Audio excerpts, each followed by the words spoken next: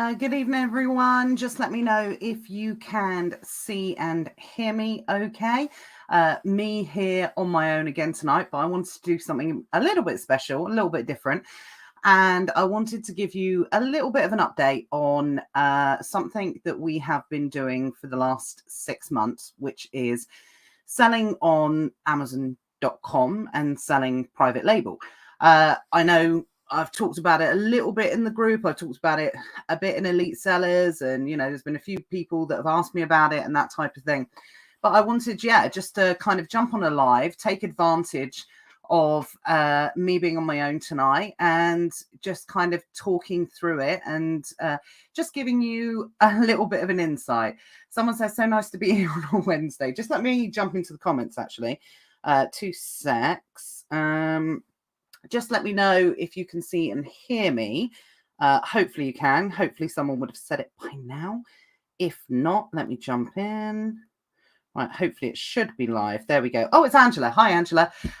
Sorry, I know we were in kind of middle of a conversation on PM, but obviously I'm here, so I will reply as soon as I get off here tonight. So Lindsay's joined us as well.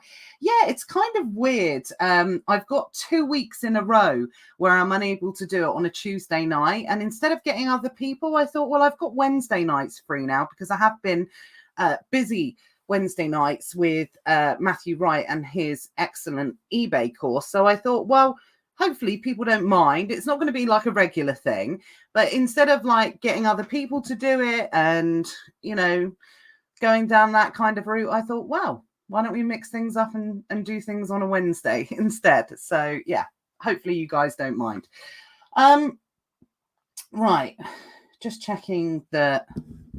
Oh, just moving this out of the way. So hi, Terry's joining us on YouTube. Yeah, obviously if you do want to watch it on YouTube, then you can just flip over to the Nevermind the Buy Box YouTube channel. So guys, one thing I wanted to quickly talk about, but before we move on and talk about my American selling adventure, is I had noticed that there was a lot of kind of panic at the disco today, a lot of IP claims coming through. We sort of discussed it last week. Well, we actually went into quite a lot of detail about last week and people receiving IP claims from branded sellers and things like that.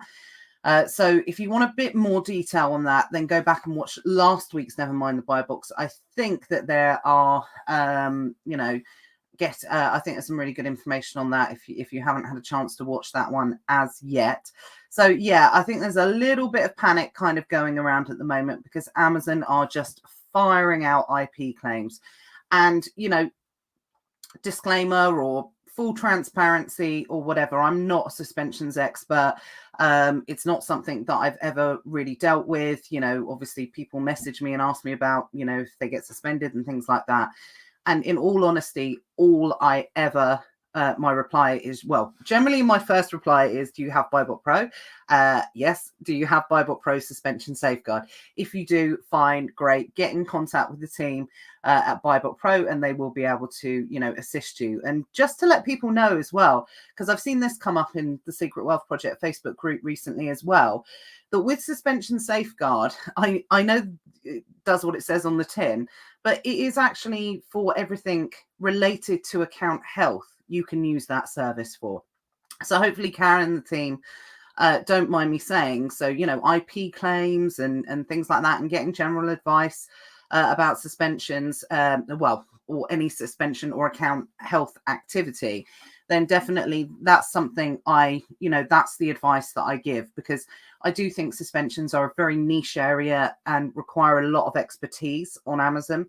And for me, I'm always going to refer Karen because, she's absolutely fantastic in that area on Amazon. And obviously having the backup of suspension safeguard as well, I think nowadays is pretty imperative, especially if you're doing OA, because I don't want to be the person that sort of whips up people into a frenzy and sort of saying, oh, it's only going to get worse and it's only going to do this. And Amazon have been making a lot of changes to do with brands. As I discussed last week on Nevermind the Buy Box, over the past year or so. And, listings, especially new listings that are created, have to be represented when you're talking about a brand in a certain way. And it's all to do with the Amazon brand name policy. So I do think this is the sort of thing that they are kind of clapping down on, and if you enter onto a listing that has not been set up correctly, then you are potentially in a position to receive some type of policy violation, IP claim, something like that. So because there are a lot of shenanigans going on, with listings at the moment, which I don't support at all. So, it's something that I think having that extra protection with BuyBot Pro suspension safeguard, I think is pretty kind of, vital for Amazon account health queries at the moment. So what I did was I reached out to Karen this afternoon, and some of you have probably already seen it. Karen's put a lovely detailed post about IP claims and how to react to them, and just giving some great general advice in the Secret Wealth Project. So if you haven't already, it's a fantastically written post with lots of great information in there. And she's done that obviously because, like I said, I let her know that there was, I'm sure she would have been receiving people that have been messaging her anyway and saying that there was a lot of IP claims flying around today. But like I said, if you could all go and give the post a little bit of love, because, Karen's taken the time to put that together just to give people reassurance and hopefully, let people know what's best to do with the next step. So yeah, if you haven't read it already, please do, because like I said, just seems to be a lot of IP claims flying about today. I think the Amazon robot must be in overdrive or something. I'm not sure. Sean says people getting IP claims now, apparently. Yeah, absolutely. So just before we jump into our American selling adventures, just let me know in the comments beforehand if it's selling on the US. I get the impression that a lot of people do want to do it at some point, but don't really know how to do it, or are a bit unsure of the setup and things like that. So it'd be really good, interesting and get a bit of good insight and for you guys about if you want to sell on Amazon US in the future. Is it something that you'd love to do but not now? Let me know. That that would be really good to hear what people are thinking. And one thing I'm just going to say, just a disclaimer or whatever, the way that the post was written and everything like that, it almost sounded like that I was going to try and sell something relating to this on this particular call, but it's nothing like that whatsoever. I just want to share with you what we've been up to. I'm not an Amazon US private label selling expert. I think most of you know me well enough to know that I only feel comfortable teaching stuff where I feel I have a very strong level of expertise, and we've only been doing this for 6 months. And there's definitely been some challenges, which I'm going to run through tonight and let you know about. So I just wanted everyone to know that, there's not going to be any course upsells or anything like that tonight. We're going to be, we're definitely going to be focusing just on our particular journey, how we came to doing what we're doing, and just letting you know how it's gone so far. Callum's joined us. Good evening. Let's just have a quick look. Sean says, just got a product safety warning on a calendar. Just check, listing got removed. If I delete, will it go, or do I appeal? I think if you delete it, the warning stays. That's how I understand it. Might be worth asking that question on Karen's post, but worst case scenario, I think that it will stay on your account health for 180 days.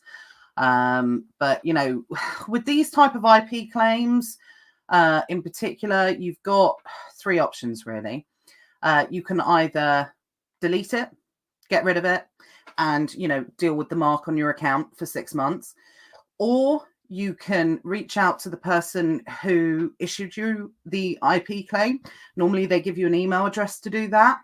And there's nothing wrong with reaching out to the person on the email address. Actually, I can't remember who said it, but I know someone posted in the group a little while ago that they had a call related to an IP claim with someone from Amazon. And I know Karen confirmed this anyway as well, that Amazon is really in the business of resolution. They want you to sort it out with the brand owner or something like that. So don't ever feel that you can't contact the complainant. It's worth reaching out to them and potentially saying, look, I wasn't aware that this was a branded product, even though it might not be, playing sort of dumb or naive, I suppose, and saying, are you prepared to remove the IP claim if I delete and remove all my stock, going down that kind of route.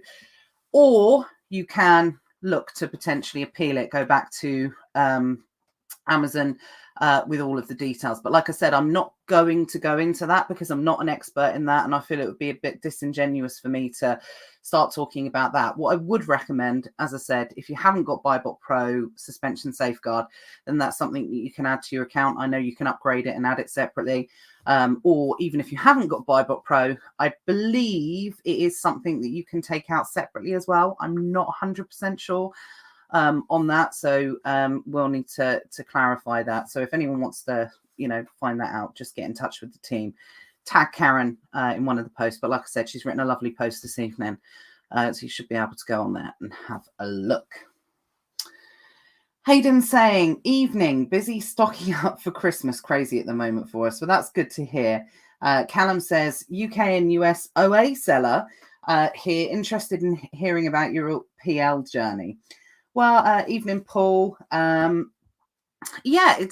was a kind of interesting start because if I let you know how we kind of got involved in it, because if you've known me for some time, you've known, that I started out in OA, then we progressed into unique bundles. And part of when I was talking about unique bundles, I always said that, you can't help it when you kind of start thinking about, right, okay, I want to start doing my own products. It naturally leads you to private label.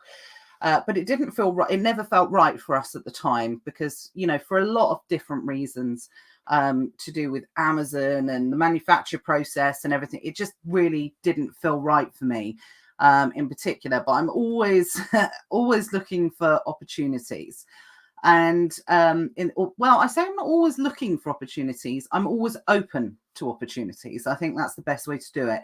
If you ever read or listen to the audio book of Think and Grow Rich by Napoleon Hill, there's one clear part in that book where it really says about, look, you may not be ready for a certain thing, but you have to open yourself. You have to be prepared to receive it. You might not recognize it.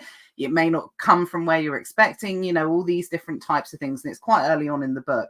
But I always remember that. So I always try and leave myself open to opportunity as much as possible.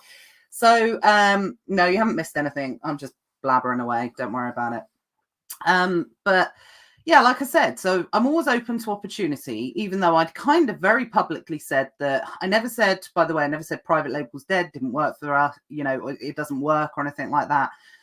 I've always truly believed that if you get the right product, if you do things the right way, you truly understand what Amazon is looking for in representation of building a brand, creating a beautifully optimized listing with great images, delivering a fantastic product. Absolutely. I think private label is still a phenomenal opportunity on Amazon. But obviously since COVID, all the shipping increases came in and, it just didn't kind of feel right.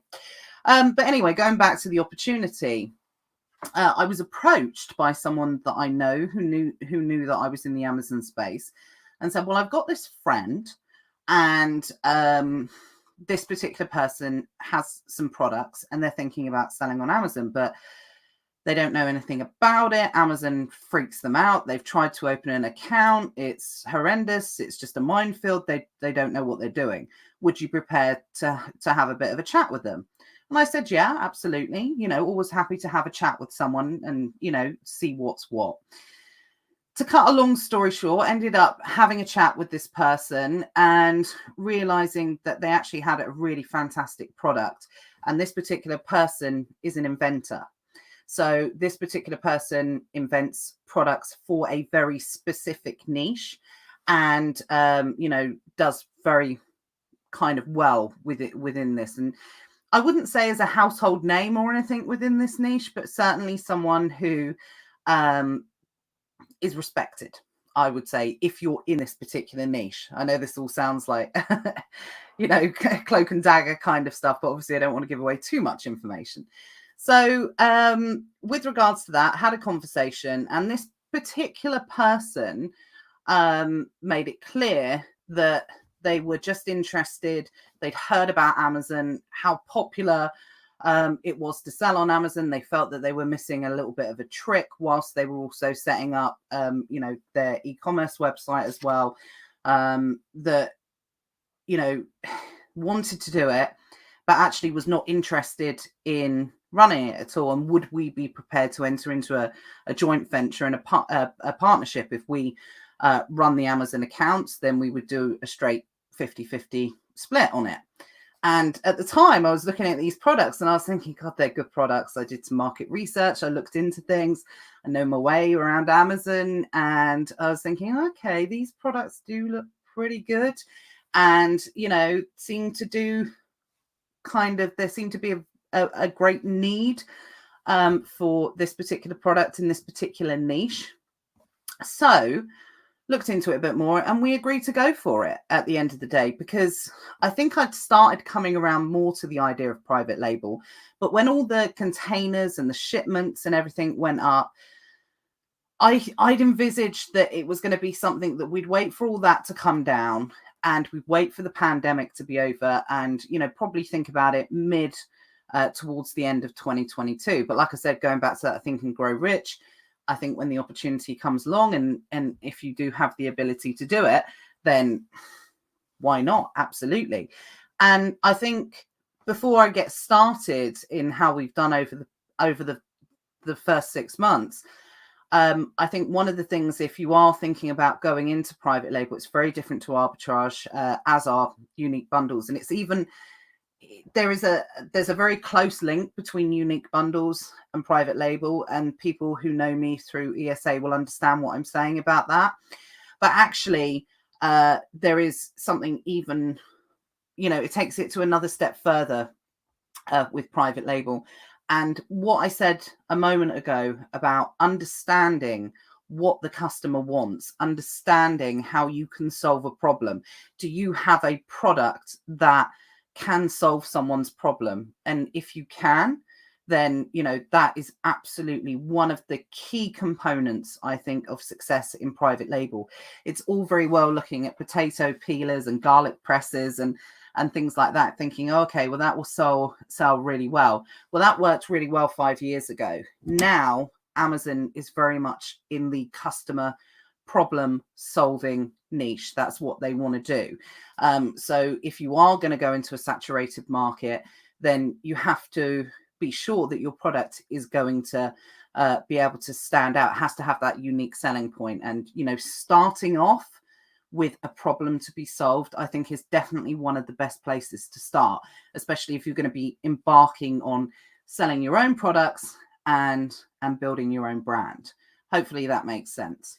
But like I said, I'm not going into a training webinar about private label or anything tonight. I just think early on, and especially through my experience with unique bundles, that is absolutely something that we have as core foundation to when we're creating offers for the customer.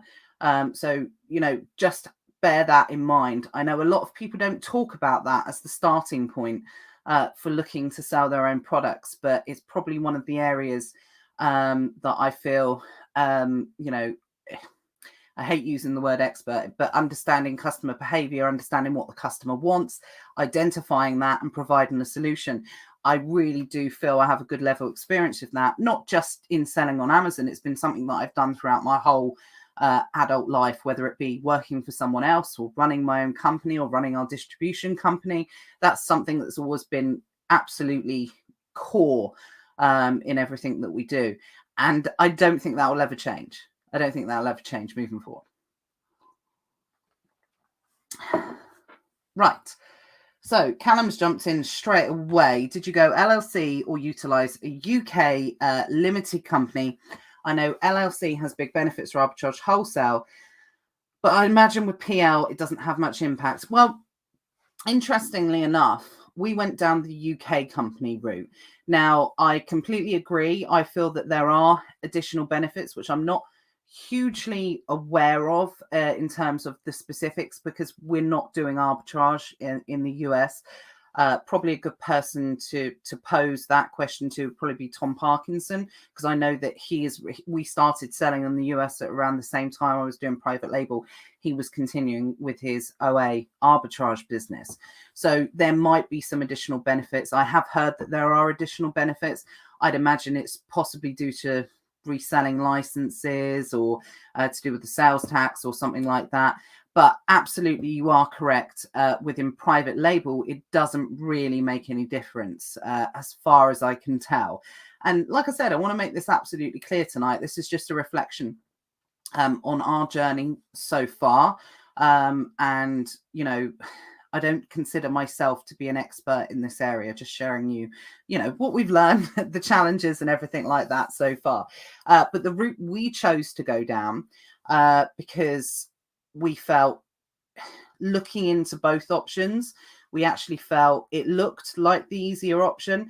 And to be perfectly honest, it was absolutely seamless. It was so easy. You just go into your Amazon account, and we selected sell globally.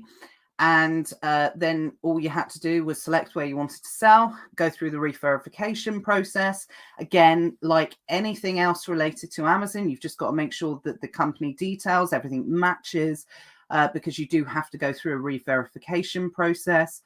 Everything matches, addresses and everything like that, just making sure it's all correct. You need to set up a receiving account, something which I know a lot of us have forgotten about, obviously, since Brexit stepped in. So that was nice to go through that process again.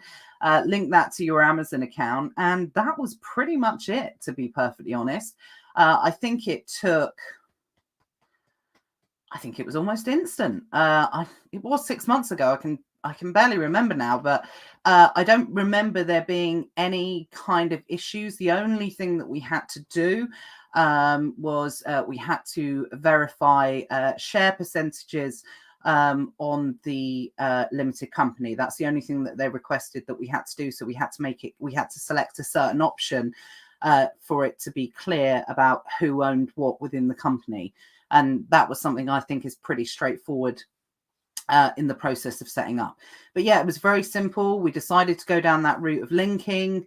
With regards to, I understand that, I know that there was a little bit of chatter about having a separate account might be better, you know, for the purposes if one got suspended or whatever.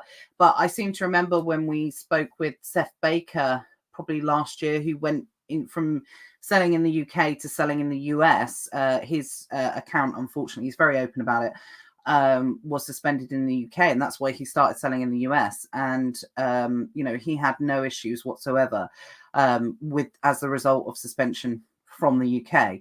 So again, I know other people who have been suspended in one country and have sold in the other without any issues whatsoever. So I was quite confident that there wouldn't be any issues related to that, as far as we could tell, and there certainly hasn't been. But the process was seamless. It's one of the things that I was, you know, that I was really surprised about. I thought it was going to be more complex. I thought there was going to have to jump through more hoops, but it definitely wasn't the case. So I was really pleased to hear about that. The receiving account that we actually use, and again, these are some of the tips that I wanted to go through tonight, actually, is we actually use World First, which I know for a lot of people might be a bit like, oh, why do you use World First? Surely you use Wise or Payoneer or someone like that. Well, actually, the reason we used World First, I believe at the time, came down to when Amazon was going through their authorized payees. World First, at the particular time when we signed up and signed up to the US, was literally the only one at the time that was approved. So we went with that one. But it is something I will be changing over to Payoneer very, very soon because the transfer rates are cheaper. So that is something, and it's like everything in life.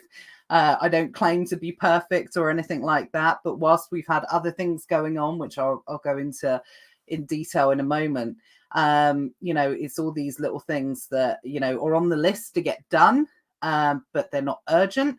So, but that's definitely something we will be changing over for the receiving account at some point, and going to be after having Tom on here a couple of times from Payoneer. Really impressed with that particular service. So that's going to be the service I'm going to be transferring over to. And obviously I'll update you with that as well.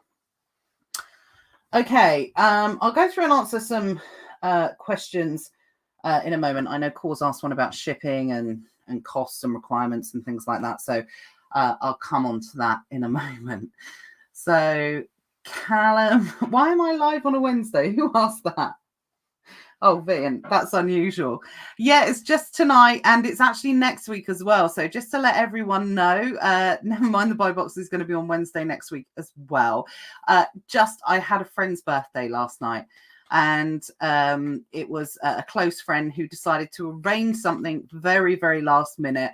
And I was free on Wednesday, and hopefully you guys didn't mind that I swapped it over to the Wednesday. So yeah, that's why I'm here on Wednesday. But yeah, sorry, I don't want to freak anyone out by being like, why is she live now? It's always on a Tuesday. It will remain on a Tuesday moving forward. Well, apart from next week, but I'll tell you about that in a bit. Callum said I was able to set up my linked USA account while suspended in the UK. So I can honestly say a suspension in one market doesn't impact you. Just like if you're pan EU and suspended in France, your account wouldn't get automatically suspended. Yeah, that's what we that was definitely our understanding and of it, and yeah, had no issues with that whatsoever.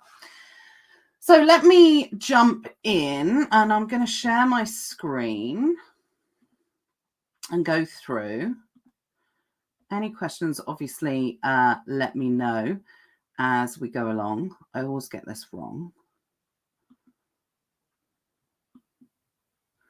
Is that right? Hopefully you guys can see and hear me okay. Let me know if you can. Can someone just let me know if you can see the screen okay? I'm just going to keep an eye on comments as we go through, but I have to do it separately on my phone. So just wait for someone to let me know that you can see, okay?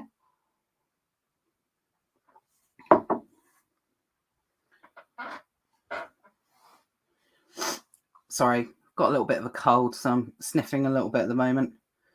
Well, no one's... Yeah, okay, Sean says you can see. Okay, that's absolutely fine. So I'm going to jump straight in and let you know what we've been up to. So this is the revenue from the US market. Now, we are also selling in the UK market for this particular product as well. We started selling, it's a little bit of a porky. We actually started selling in March, but it was the back end of March.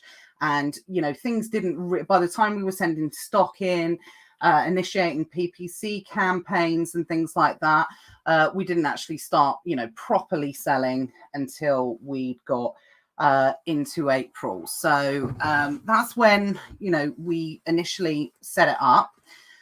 The revenue you can see is 141,000, well, nearly 142,000. Got some costs and got some margin there. And, I think I've made it always really clear about this particular product. It's a very low cost, kind of small product, and it does have some very good margins associated with it. And I think it comes down to the fact that the person kind of, invented this particular product and, for whatever reason, but it's it's an engineered product, I should say. So it does warrant having, you can make it for a very low cost, but there's quite a bit to it. So, which again, I'll come on to in a moment. But it does actually really, warrant its price tag, essentially. So, yes, we started selling around 6 months ago. You can see that's up to about mid-October. Dipped our toe into the UK market. So again, just want to explain the reason why we started in the US market first. because, to be perfectly honest, the particular niche that we're selling in on the US market is approximately, I would say, judging on the figures, judging on the traffic, the impression we get of the PPC campaigns and everything like that, I would say that the market in reality is about 10 times bigger than it is in the UK. I mean, obviously, it comes down to the fact that, America's bigger, 5 times our size. But this particular problem that it solves is definitely more relevant in the US market. So the US market is most definitely always going to be the biggest market for this particular brand and this particular niche of this particular product. So, and there's lots of scope for expansion. There's 3 made products at the moment. So we've got 2 SKUs in the US and we've got 1 SKU in the UK. Now, again, a lot of you might be thinking, okay, well, if you've got another product, if you're in, if you want to go into multiple markets and things like this, why aren't you, expanding into the different areas? And again, that's something I'm going to cover in a bit more detail in a moment, because there have been a few challenges that have prevented us from probably expanding as quickly as we would like. But it's not only that. And again, this is what I sort of teach the guys with unique bundles as well. It's not like arbitrage. It takes longer. It takes more effort to establish a product on Amazon when there is no brand that is driving that particular demand, and it needs more attention. It needs more, effort with regards to, looking at the listing. Things go at a lot slower pace, but it's not only that. At the same time, it costs a lot of money to set these sort of things up. It costs, money in PPC campaigns. One thing, again, being completely transparent about, is although I do consider myself to be a listing expert, I actually got an American to do the first product with the listing, going through the process with them, because I didn't know if there was a different type of language that needed to be observed in the US market. In hindsight, I probably could have done it myself, but, wanted this to have the best possible chance of success. And I didn't want to take that chance. And I really am a firm believer in, if you have the opportunity to have an expert do it for you, go for it. Why not? Obviously time management is always an issue, but I'm also a firm believer in you being an expert enough to know whether or not you feel that other expert or that particular expert in their niche, whether or not it's a good job. So, absolutely could have written the listing myself. I don't think it would have come out too much different, but having somebody in that local market, understanding local behavior of, yes, our American cousins are very similar in our behaviors and things like that. But in terms of language, that type of thing, I felt it was important. We will be expanding into the German market and the French market at some point. And again, I'm not going to attempt to, translate the listings, even though you technically could do it on like Google Translate. I will be getting somebody to rewrite the listings who is a native German speaker, who is a native French speaker. I will do that in any scenario, to be perfectly honest. So there's a lot of things that kind of go into it like that at the start, but it's also scalability. Like I said, it costs quite a lot of money. When you're launching a product, it costs quite a lot in stock. It costs quite a lot in PPC campaigns, all of these different types of things. So it's not like arbitrage where you can sort of scale up to it relatively quickly. With this, you have to have the cash flow to keep going. You have to have the money to keep paying for, PPC campaigns and things like that in order to grow as your bill, as your listing starts to take off and receive some success. And I think if you try and grow too quickly, it can, because like I said, every time you add a new marketplace or you add a new listing, that's additional cost, additional units, additional PPC campaign, additional time that is taken from one campaign to put to another one. Then it's all of these aspects and everything like that you have to take into account. And that can really, if you take your eye off the ball of one of them, that's performing really, really well, then it can inhibit that particular listing's growth, and it's counterproductive, in my opinion. And that's what I'm trying to say. And again, this is very much something want to be totally transparent about. And again, hopefully the guys in ESA will back me up on this one, because we were entering into a completely new niche, a new market, and everything like that. For the first part of these sales, we did take advice, and we did hire a PPC expert to help us with this as well, purely because, again, going into a new market, I didn't know if it was going to be different. I didn't know if we were going to have the time to be able to do it, to put the campaigns in place. But very recently, we've taken back over the PPC and brought it back in-house, and we are doing that ourselves.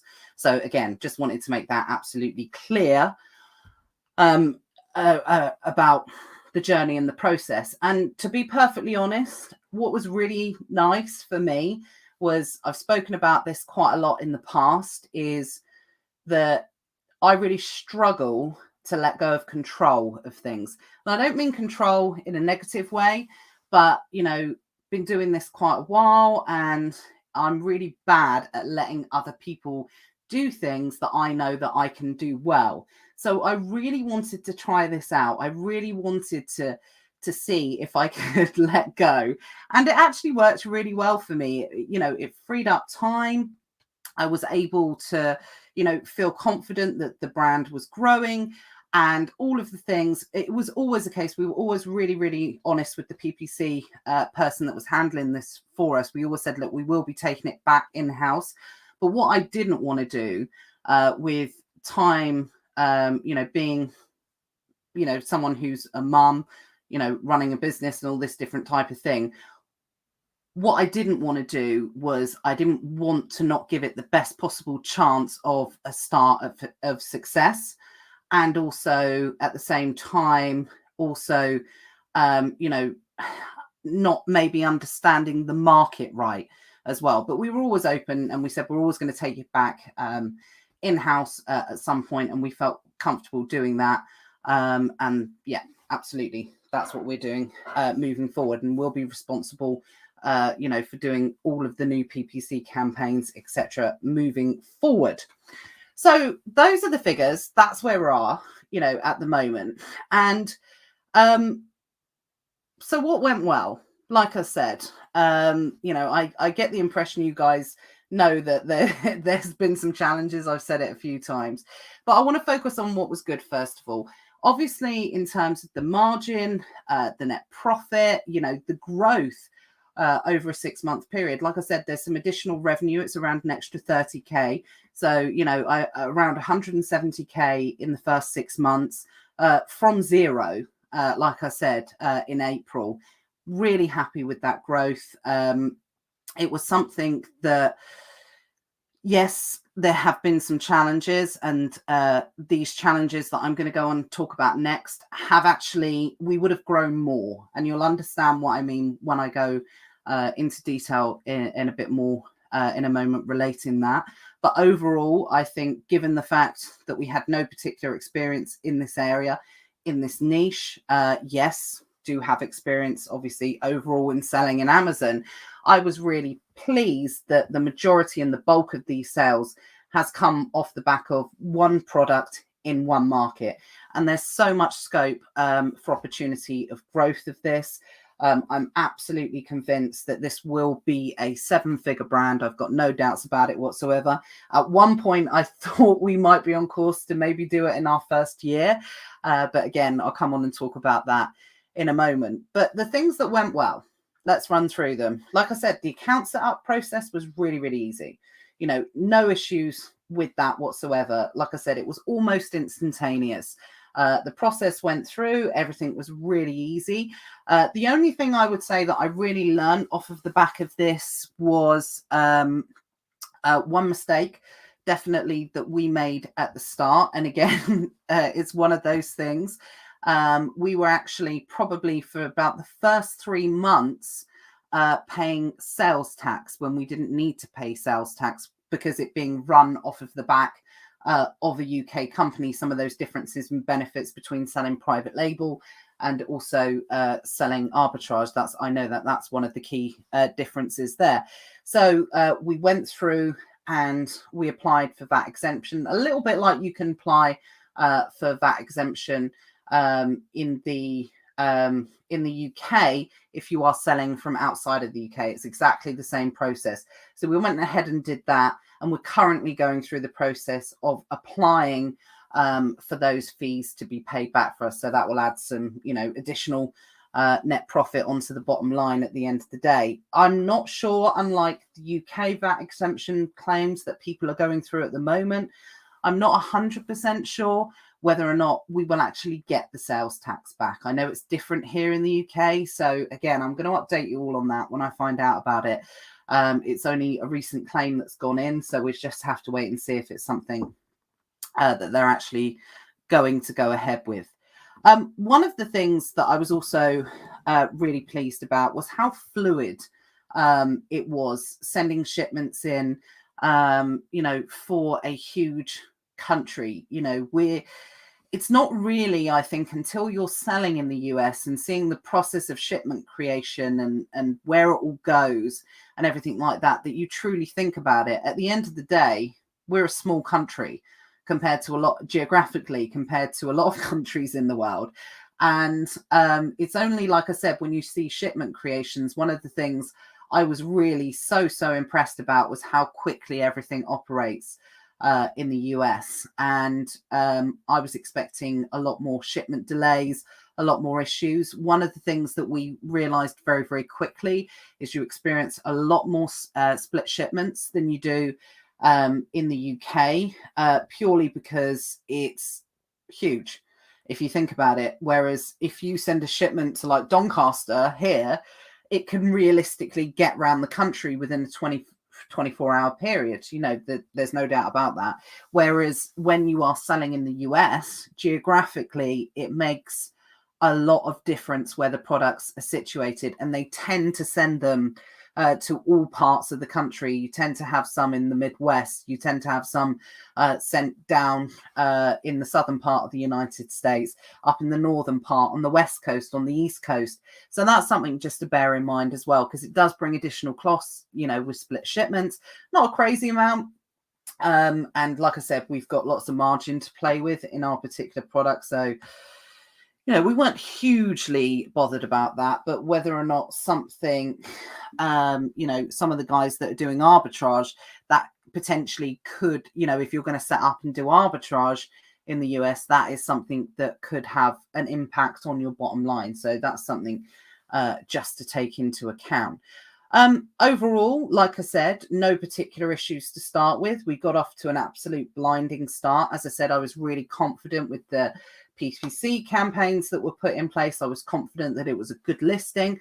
I was confident that it was a good product, and it filled a particular need that people were looking for in this particular niche. So it all sounds fabulous. And, like I said, I really did believe that we were, in a position that we were going to potentially achieve from a standing start 7 figures in 1 year by expanding into the different. I don't think this is a 7-figure product in one marketplace, but by the time we added extra products in and expanded into the different marketplaces, I really thought that this was, it potentially could happen.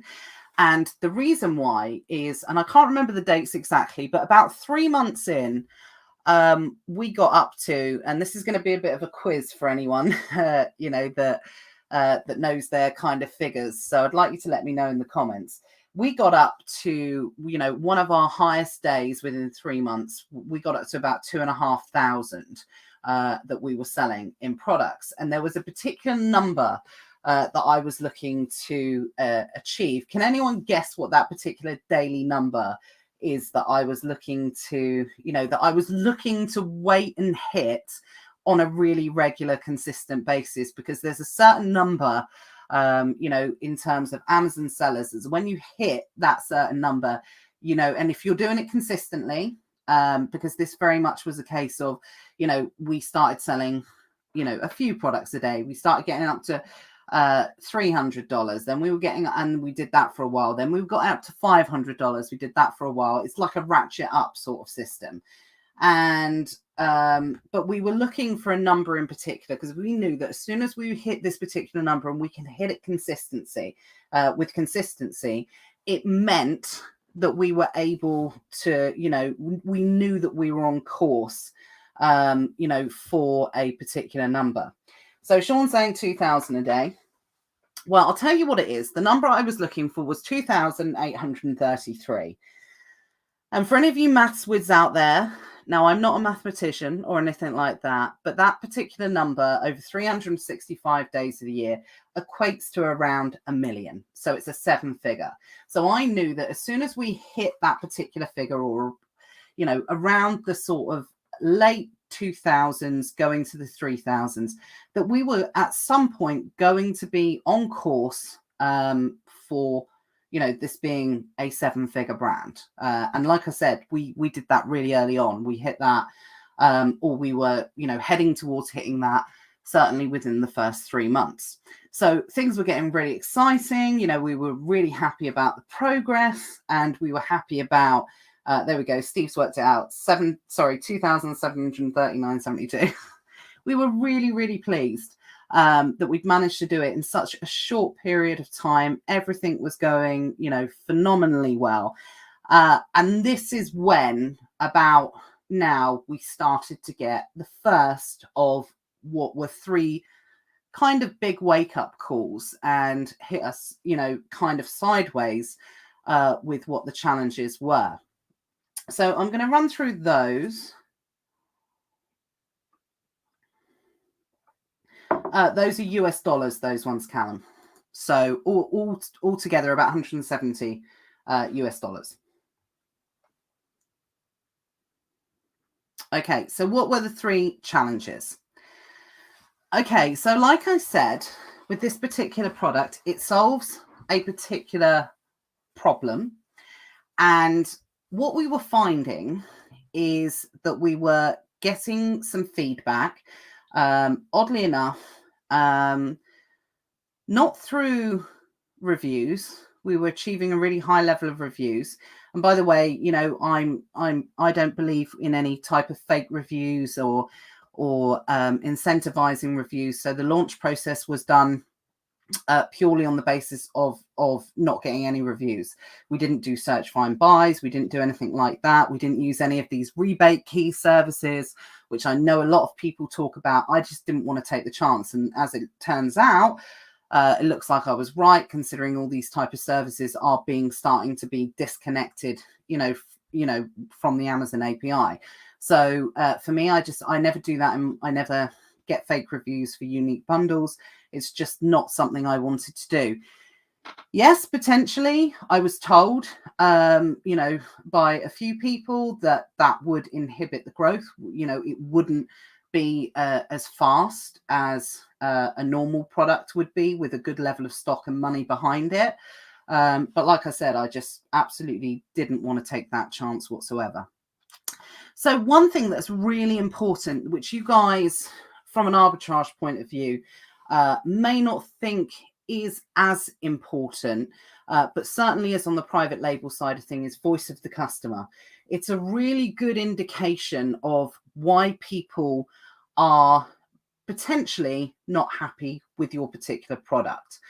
And like I said, what was a little bit confusing was the reviews were coming through were good. However, voice of the customer was telling us something else. And we were actually developing a little bit of a high return rate for the particular products.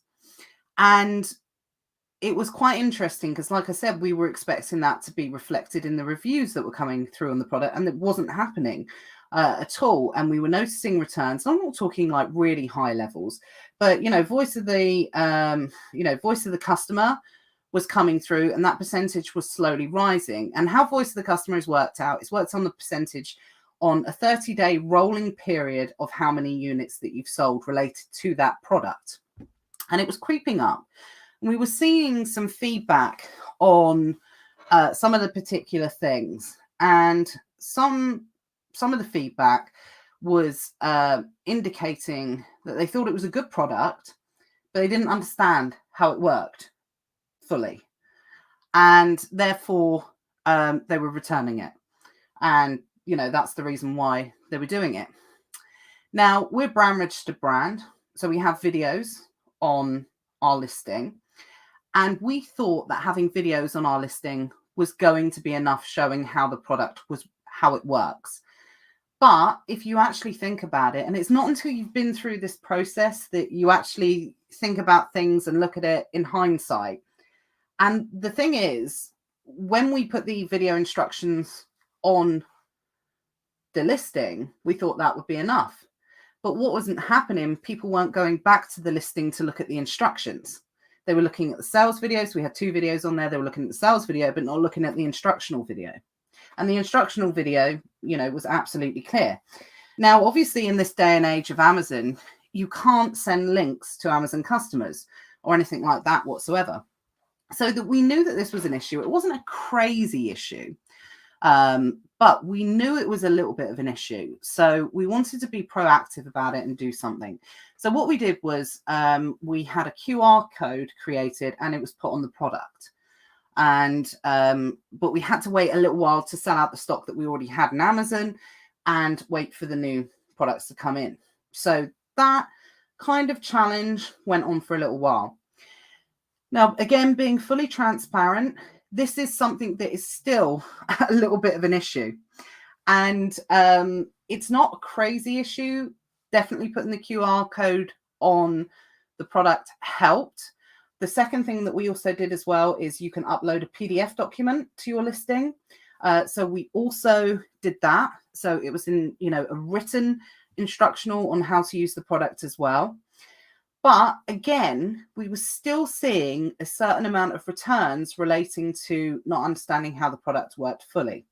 And like I said, this was around 3 months ago. So this has been a work in progress and something that we've been actively working on, trying to understand and looking for creative solutions. So what we're actually doing now, because like I said, even if it had, I'm the type of person, even if it had fixed the problem completely, I still try and look at things objectively and say, right, okay, well, could somebody think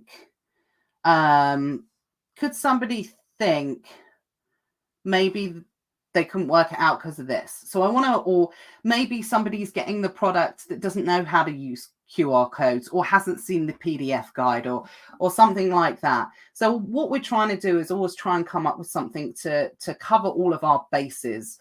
For want of a better American pun, but we want to make sure what we're doing. So what we're doing now is we're going back through the listing, and we're going to try and subtly, because we can't change the listing too much because the listing's performing well.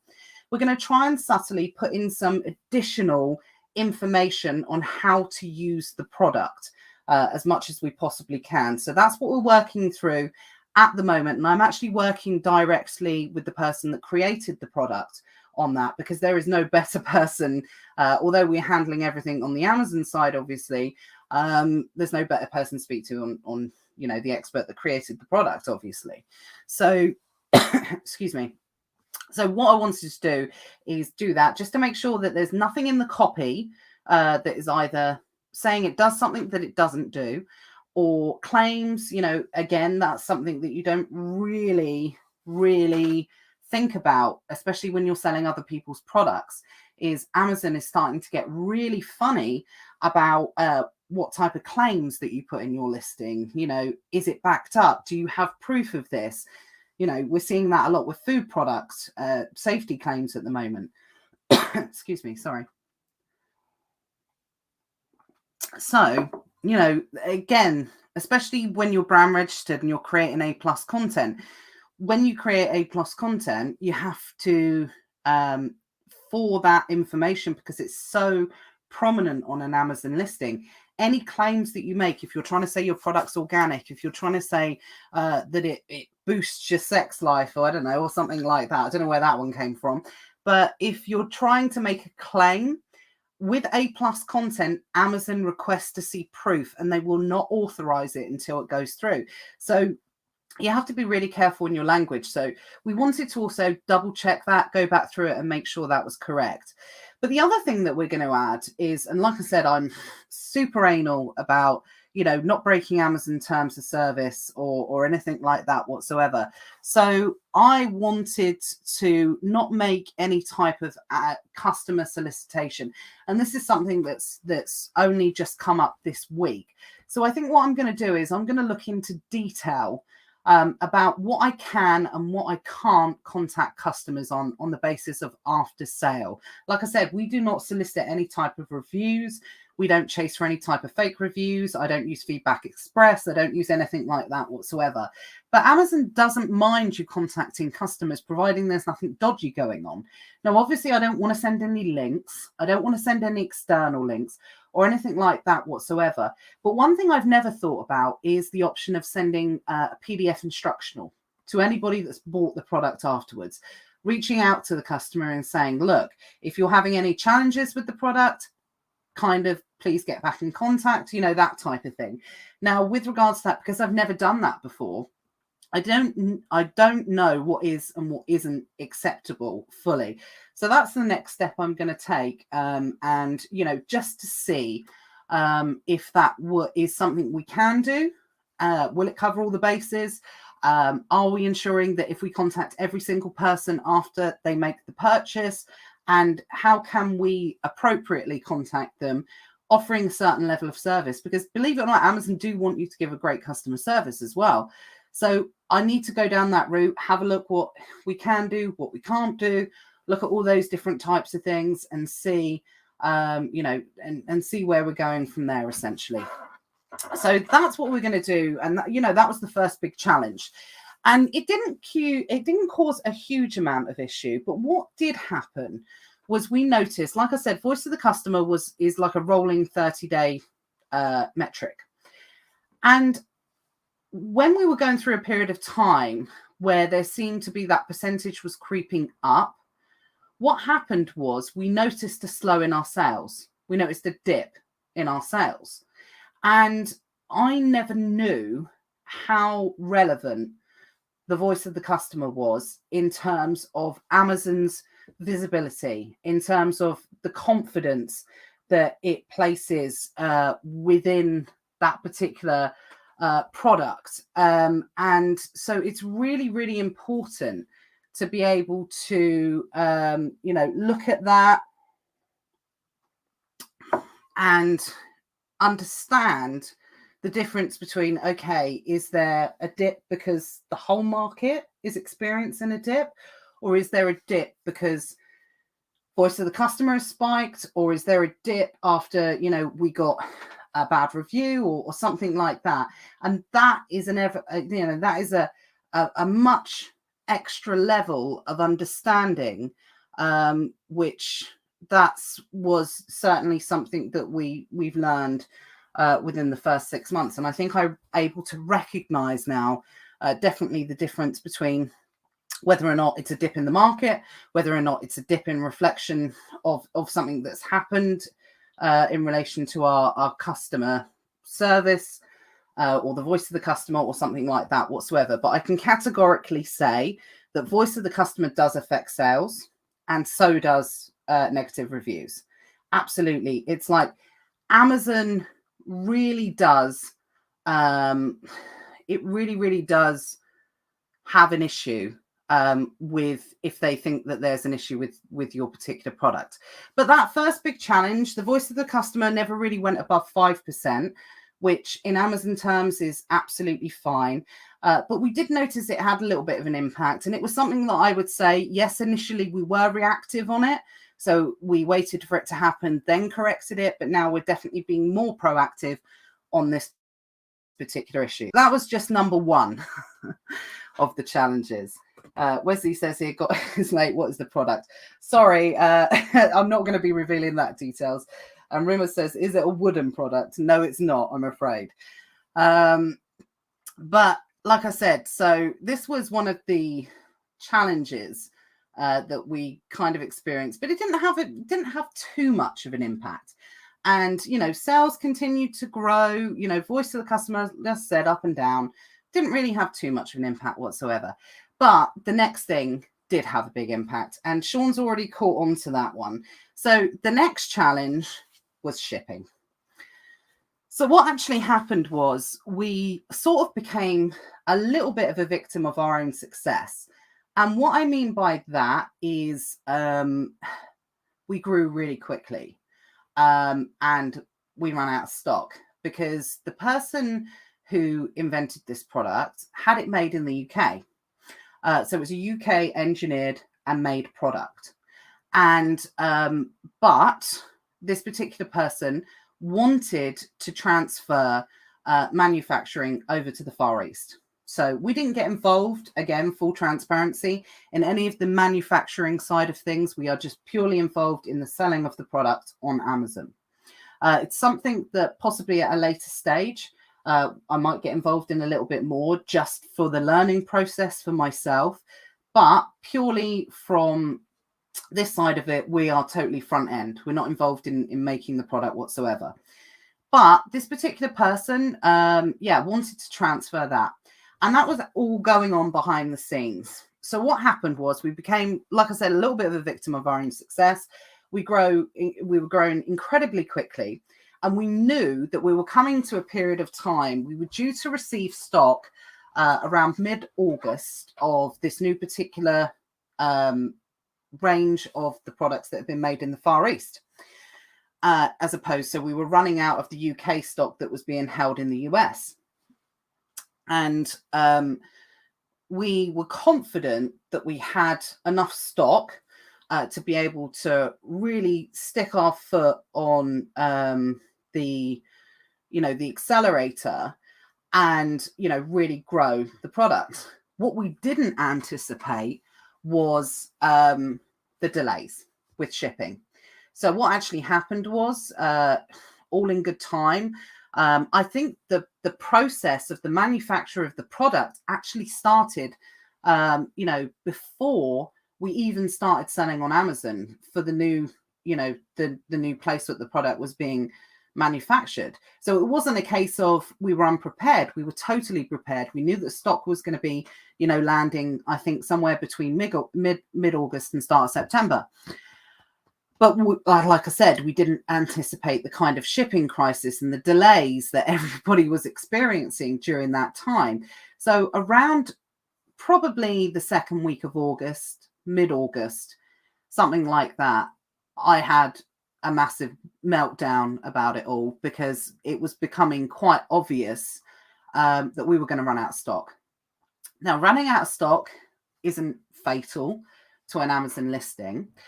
But when you have put a lot of time, effort, in money, and getting a product to a certain level and knowing that you're going to run out of stock, if you carry on at that particular rate, then it was quite disheartening to be, and knowing that it wasn't even your own fault because everybody was totally prepared and everything like that whatsoever. So we had to make some, decisions on what we were going to do. And I'll just quickly run through the two options. So when you are selling your own products, you have two options. If you know that you're going to go out of stock, you can either, if you know that you are going to go back into stock relatively quickly, and this could be anywhere from sort of 10 days to 2 weeks, possibly a little bit longer. But if you know that the stock is in control, it's coming and everything's going to be okay, the best advice is to go out of stock with a bang. So to go out on the best possible rank, because Amazon has this kind of memory within the algorithm that, yes, it does take a little while to recover. Absolutely. Even with this scenario, that providing you're not out of stock for too long a period of time, and it's a fast seller and everything like that, then you should be able to recover your rankings and your sales velocity quite quickly. But our issue was we didn't know when the stock was coming. So the other option, which is more of an old school kind of view, so I don't know a lot of people that still really recommend this, is actually to put the price up to sell, slow the sales. But that was always the kind of advice if you knew that you were going to go out of stock for a day. Like I said, we didn't know when this stock was going to be arriving. We knew it had left, but they couldn't give us a date.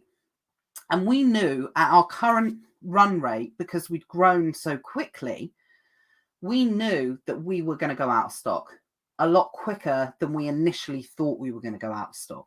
So we actually did choose to slow the sales, and we took our foot off the gas in terms of our PPC campaign. We reduced down all the budgets, and we literally, like I said, PPC campaigns were all about ratcheting up. So we ratcheted back down, if that's such a thing.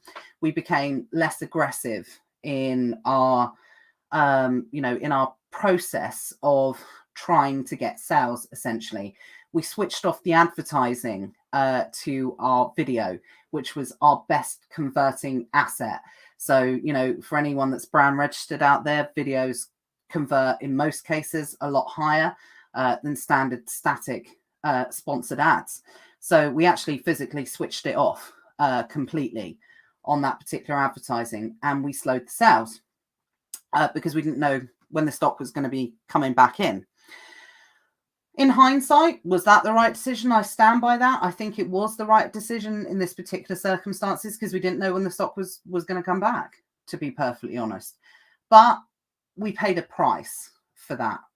And that particular month, before we slowed the sales, so this was coming to probably by now the end of August, going into September, we'd been projected at our run rate. We were getting to the point where September was probably going to be, because constantly growing all the time, was probably going to be like a $50,000 or $60,000 month, something like that. That's where we absolutely, had the figures, and we knew that we were going to be if we had the stock to continue on.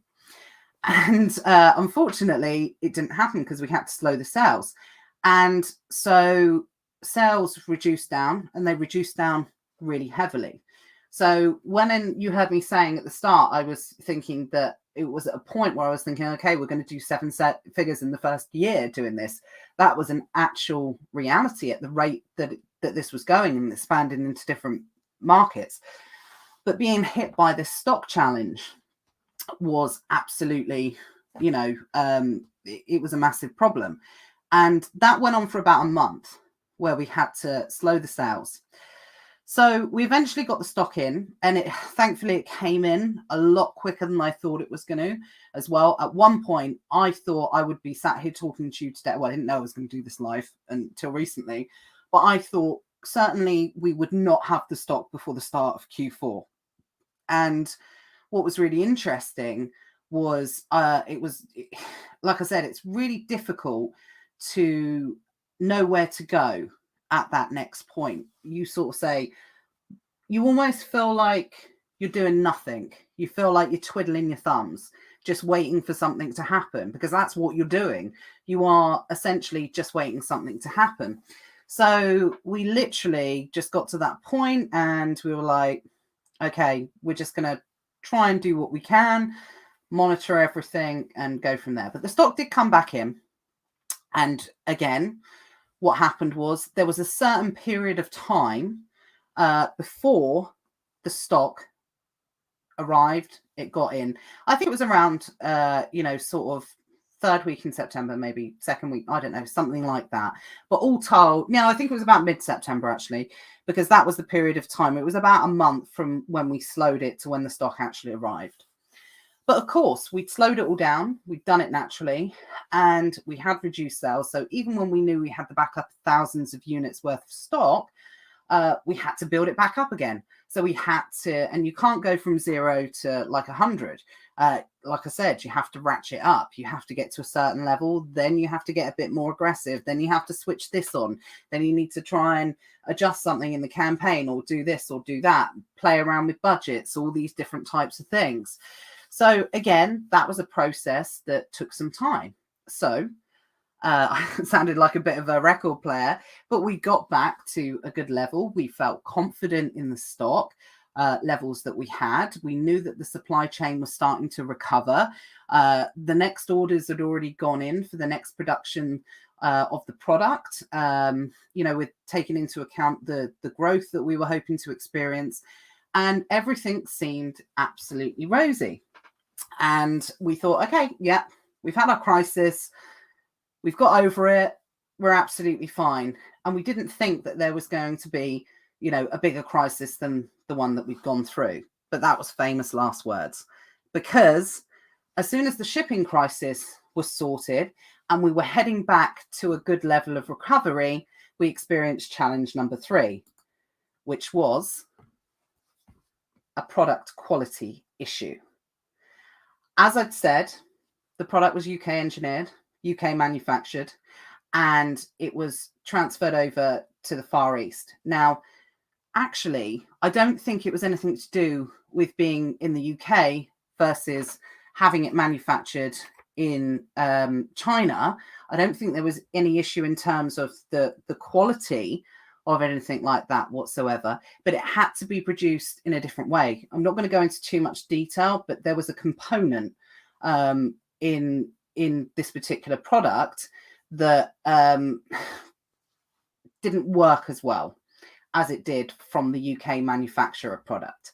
So what actually happened was we got everything going back up, and again we started to notice the voice of the customer increase, and it stayed relatively stable. It had actually gone down because, like I said, remember, it's a metric that is based on how many products that you sell in a 30-day rolling period, and we'd sold a lot less products, so the percentage had gone down in terms of the voice of the customer. So when we started to see it spike against a less amount of sales, it was hugely concerning, because it was going past 5%, then it was getting up to 8%, and then it was getting up to 10%, and it was just happening, and they were just coming in like one after another. Broken, whatever, issues with the product, bent, all these different types of things. And we were really concerned at this stage. We thought it could be game over. We actually thought when our voice of the customer got up to around, I think at the highest, it got to around 13%. We thought, right, this is game over. The listing's going to get deactivated. It's as simple as that. To this day, I'm not 100% sure why the listing wasn't deactivated, but I do believe it was to do with the reviews. Because, like I said, I don't know why in America. It's not like here in the UK. If someone leaves a dissatisfied voice of the customer, then you tend to expect a bad review as well. But in the US, it doesn't work like that for some reason, or it certainly didn't in this particular case. People just seem quite happy to slag us off on voice of the customer and not leave a bad review. But the reviews that were being left for the products that didn't have an issue, because it was like a batch more than anything else, the products were the product reviews were coming in were 5-star. They were great. This particular product, it's one of those things that has a combination of, you either get a 1-star review or a 5-star review, but the 5-star reviews are 20 times higher than the 1-star reviews. There doesn't seem to be a middle ground with this particular product. People either live 5-star or 1-star, and the 1-star generally related to challenge number 1, which were not understanding how the product worked correctly, or not understanding how they could use the product correctly. So it became a real problem. But I do believe the reason why the product didn't get deactivated, because I know products have been deactivated on a much lower voice of the customer. I think because 5-star reviews were coming in, and it kind of freaked the Amazon algorithm out a little bit, is to say, okay, we're getting high level of returns, we're getting a high level of voice of the customer, but we literally, are getting 5-star reviews. I think it was a bit, and I think that's what saved our bacon essentially, that we were getting 5-star reviews. So the listing never got reactivated. So again, big challenge. How are we going to fix this? And again, this is something that is still an issue. Not going to lie, it's massively still an issue. But what we've had to do, I'm a firm believer of not putting all of your eggs in an Amazon basket. Actually, do you know what? I really do think the restock limits saved us here a little bit as well, because I would never encourage everyone to send 10,000 units into Amazon. Absolutely not. But we had to be really mindful of like restock limits. So we didn't want to send too much stock in. We were quite happy with the system, how it flowed. We got into a good process of like sending 500 units in at a time, you know, every couple of weeks, something like that. We were getting into a good habit and confident of doing that. And we know that that's what Amazon wants, because Amazon doesn't really want you to have more than 30 days worth of stock. So what actually happened was it really gave us the opportunity to fix or put a band-aid, I would say, on this particular product quality issue. So what we were able to do, we were able to have some component parts shipped over from the UK manufactured product and where that was. And we were able to put it in with the units that already existed, and it fit perfectly and it's absolutely fine. Like I said, it's a band-aid. So it is a product issue that's going to have to be corrected for future manufacture. But it seemed to be enough, again, to save our bacon and to be able to, you know, get things kind of back on track. And that pretty much brings us up to today and where we are. And that was something that, you know, only really happened in the last sort of 4 weeks or so. So in terms of, yeah, it's been a bit of a wild ride. Like I said, I definitely wanted to not make this all about, oh, yeah, this is phenomenal, it's doing so well and everything like that whatsoever. It is doing well. We're really pleased. I'm confident in, you know, how well the brand is going to grow, how we're going to expand into the different countries and all of these different types of things. But there's been some challenges, and they've been some big challenges. And especially the shipping and the product quality issue, that could be enough to put people off. And it's only because I think that I do consider myself and my Matt and the person that we're working with on this to all be relatively creative, solution-based people, that we were able to kind of work through it and come up with solutions and try our hardest and not give up, you know, because you only fail when you give up, right? So, you know, we wanted to make sure that we wanted to get back on track. And that's the process that we're going through at the moment. We're not back to where we were before the issue started, when issue number 1 started, but we're certainly indicating that we're building back up to that. Now, interestingly enough, this isn't a seasonal product. This is an evergreen product. It's an all-round product. It does have a seasonal peak slightly in the summer. So one thing we are also fighting against slightly is this particular product. It's not giftable either. So we're not expecting a huge increase in sales during Q4. It sort of has its seasonal peak in the summer. And really, like I said, it's something that it's not like if this had been any other type of product, we might have been able to claw back some of what we'd lost over the last couple of months through these issues in Q4. I don't think we'll be able to do that. I think what we'll do is we will see, I mean, you could give it as a gift, I suppose, but it might not be top of someone's Christmas list. I think looking at competitors, and again, that's something you have to do in this particular market as well. You have to really look at what your competitors doing, how much their sales are being affected. Like I said, is it the market? You know, has the market dipped? All these different types of things that they seem to, where it's not a Q4 product, what tends to happen is it tends to kind of flatline and even out and go very, very consistent over the Q4 period. Whereas, like I said, it's not, I don't want to make it out it's a summer product. It's not a summer product either, but it tends to be used more in the summer, this particular product. So what tends to happen, where you might get a natural drop off of people not using the product as much during this period of time, I think you do make a little bit of again of, you know, the increased velocity and demand and traffic that you see during the Q4 period. And that kind of evens out what you get from the drop off of the traffic over summer, if that makes sense. So it really does make it an evergreen, all round, you know, product, which is in the private label world, certainly something that you look to expire.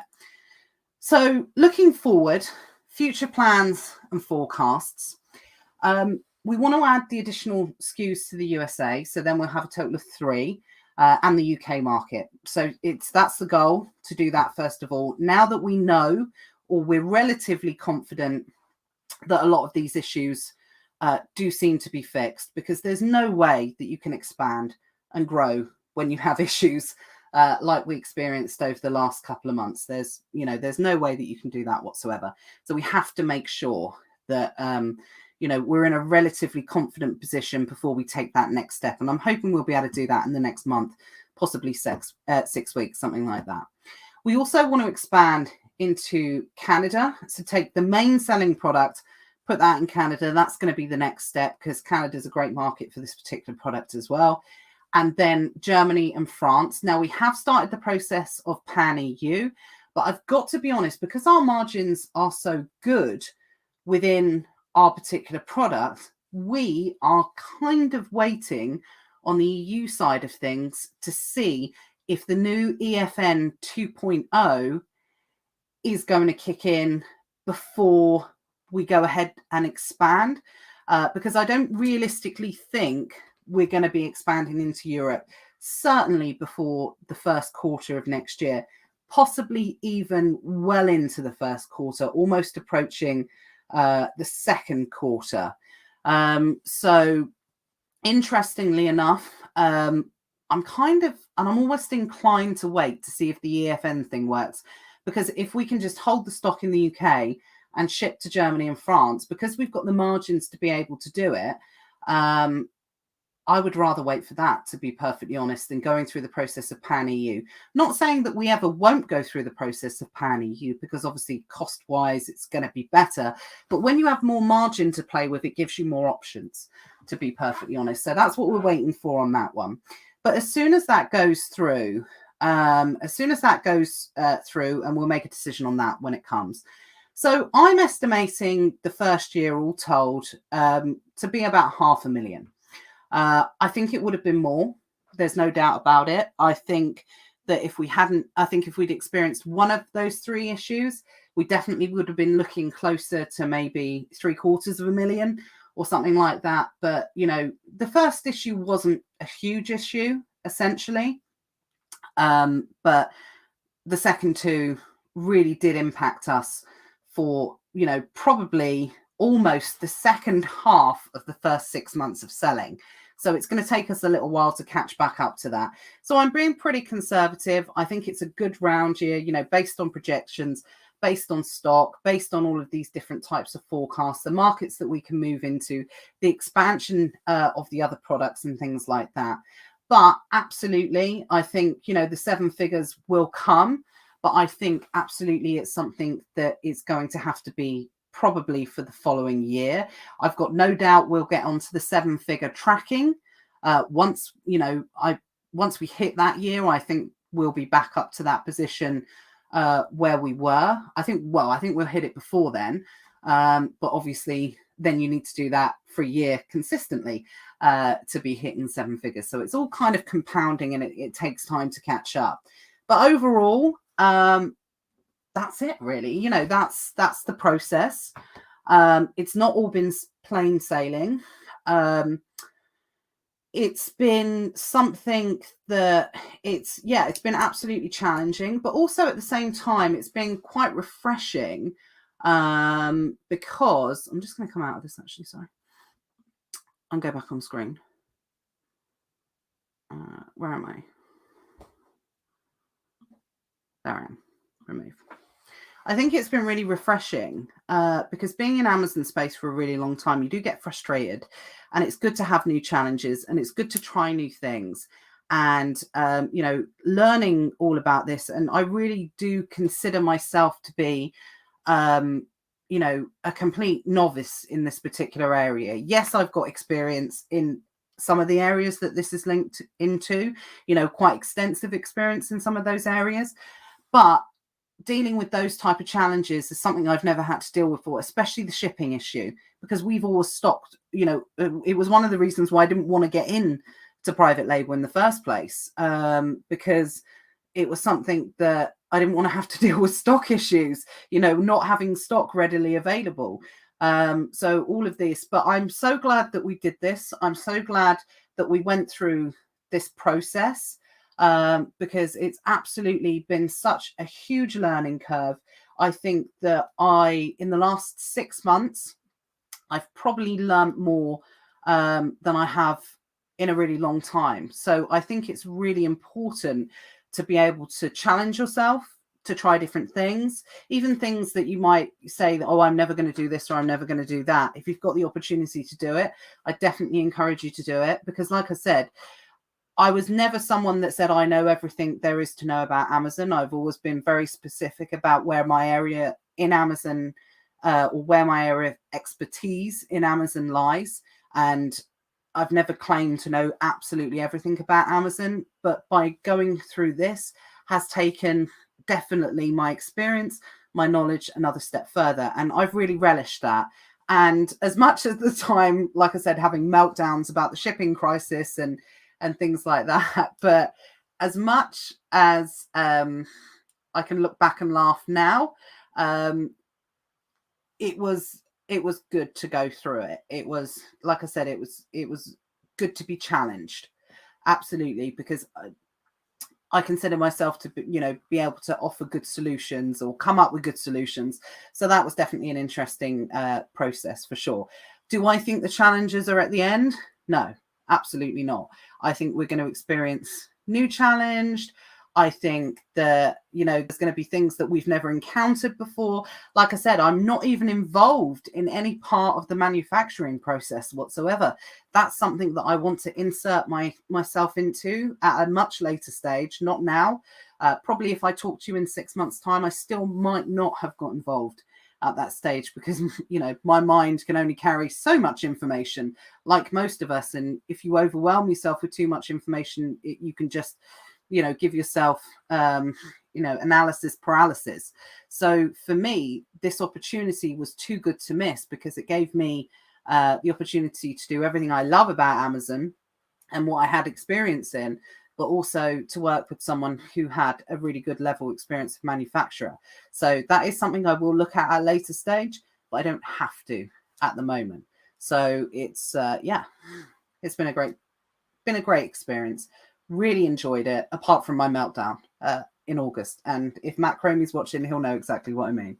But yeah, these things happen. Absolutely. Right, I'm just going to go through a few questions and answer some of them. I think Sean was saying about importing stock into the UK. The US. Hopefully I covered that as to why, the issues were. But it was down to the global shortage of, containers and delays and everything like that. So we were just a victim of everything that was going on in the world, essentially. Matthew says, great insight into the world of private label.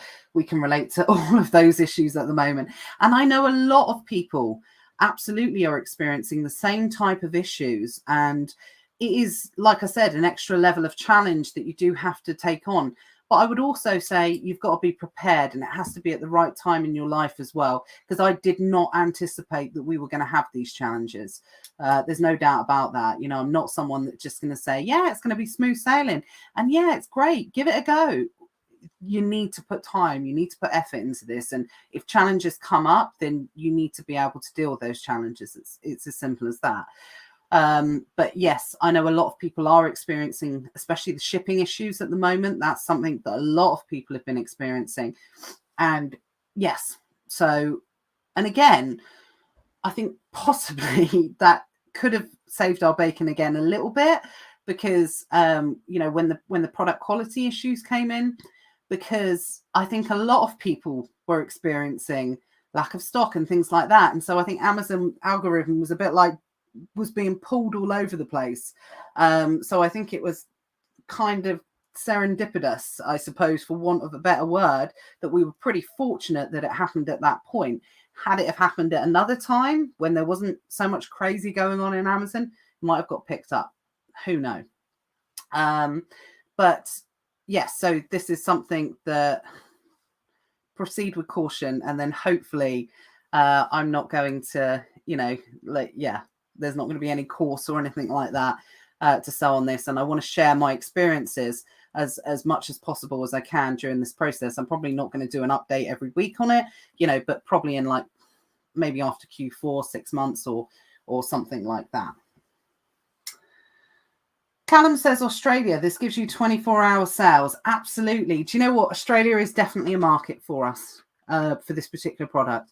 100% a market that we want to get into, but it's definitely, and now the product is it wasn't really an option when it was being manufactured in the UK because of shipping, but now it is being manufactured in the Far East. And once the issues with the product are in the process of being corrected and we're confident and everything like that, once we've expanded into the countries that are nearer, Canada will definitely be the next one after that, because that's where the majority of the stock is being held in the US. So geographically, that makes the most sense. Then we will, add more stock to the UK, and then we can expand out to Europe. But absolutely 100% Australia, this product will work phenomenally well in Australia. I don't know where it will sit. But again, just, the thought of that particular challenge of trying the Australian market, absolutely, that's something that I think will be really, really exciting, because I don't know many people that have experienced the Australian market. So that will definitely be an interesting process, but definitely not going to be something overnight. And I don't even see it happening. I would say, if I had a gun to my head, I can't see it happening before Q3 next year. That's how, the process, the process of rollout of the other SKUs in the other countries is going to take. I know somebody asked the other SKUs whether or not they're related. Yes, they're all related. Same niche. Absolutely. And there is another few products in development as well. So this is why, hopefully, you understand when I say I'm quite confident that it's overall going to be, I think it's going to be more than a 7-figure brand, but it's something that's going to take time to build up with the addition of different products, testing what works, testing what doesn't work. I know somebody asked if we tested the brand in the UK before we went all in the USA. Well, actually, the stock was already, a good percentage of the stock was already in the USA. So there was already an amount of stock, and that's the stock that we started with, which was the UK manufactured stock, because this particular product was sold to businesses as well. So it was already being held within 3PL in the US. So when I say we tested it with enough that we thought that we were going to sell, for the first particular month. I can't remember the exact figures. I think we might have sent like 250 in the first month, because we had to have a certain amount of stock to be able to do aggressive kind of PPC campaigns. Because again, although I don't have any evidential support that this is what happened, but if I was the Amazon algorithm or programming it, I know that it does take stock quantity into account, especially when you're trying to establish yourself within a certain market. And for this type of launch, and when I say launch, we didn't do any rebating, we didn't do any fake reviews. It was a pure PPC launch. That's what it was. You have to have a certain amount of stock for Amazon to believe, to give you that trust to put your product in front of the eyes of the customer, to be able to do that. So yes and no, essentially, but no, it wasn't 5,000 units. We were able to test it enough because we were confident that there was a good level of stock that was already in the country. Thanks, Angela.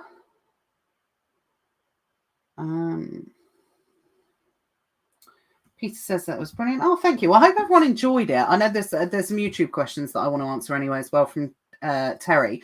But yeah, let me know if you enjoyed it. I know it's something a little bit different, but I wanted to try and share as much of this particular journey as I can.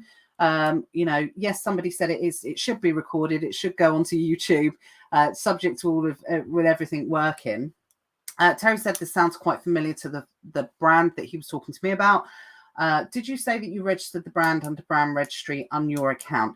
No. So obviously, in terms of accounts and things like that, we had, and the company being owned by the person that invented the product, the Amazon account is in their name, and it was opened in their name. We felt that that was the best way to do it. Obviously, you shouldn't technically, although there would have been total justification for us to go ahead and open an additional account, new brand, everything like that. No reason why we couldn't have done it in this particular circumstances. The reason we chose not to do it in this particular case is because we knew that we were going to go down the brand registry route, and everything has to match. Everything has to match in the brand registry and the trademark process and everything like that whatsoever. So we didn't want to confuse Amazon and put them in a position of saying, well, this doesn't match or that doesn't match or whatever. So it just absolutely made sense, and it got us quicker to market to be able to do that because the company was already set up. So we have a written contract for anyone that's interested in our partner on this. So we have a written contract that states all of our, agreement, terms of service, what they're supposed to do, what we're supposed to do, how the profits are split, everything like that whatsoever. So that's the agreement that we entered. Yes, it's a risk, no doubt about it, by not having it in your name. But at the end of the day, I can say with confidence as much as possible, this person is not interested in selling on Amazon, is not interested in any part of this. All this person wants to do is continue to do the job that this person does related to the product or the products, and inventing the products. Not a salesperson, not interested in selling it in any way, shape or form. And I know that might sound funny, but this person's an absolute creative. So, not interested in that whatsoever. So I can say with a relative level of confidence that, we're protective as much as we can be. And whilst we're, got our agreement in place and producing results, I'm happy with that. Absolutely. Did the creative product have their own Amazon? I think I've named that. So yeah, hopefully that answers. I don't think if you're going to enter into this type of agreement, it's actually that great to have it under your account, because what could happen is they could figure out in terms of, if they were to ever sell the company at a later stage or anything like that whatsoever, that they haven't got control of it. So I would rather always enter into the agreement that the account be set up in someone else's name and it's run through secondary access. That's how I would advise the best route to go down, and then negotiate split of profits. You can negotiate a retainer. There's lots of different ways that you can do it. Absolutely. Nico says, quite an insight into private label and selling in another country. Thanks. How do you get a written contract on this stuff? You can find templates. It's a joint venture agreement. So what you can do is there was quite a lot of stakes with this one. So we used somebody on people per hour, and we had something written up. So it was a combination of a template and a legal expert adjusting that particular contract because there was a few different things here. It's not like account management. We are essentially, it's our product on Amazon, if that makes sense. So there was a lot of things that needed to be added, as opposed to a standard joint venture agreement. But yeah, absolutely. There's joint venture templates. You can go on people per hour, Upwork, anything like that. And absolutely, you can potentially find someone who will do that type of agreement for you.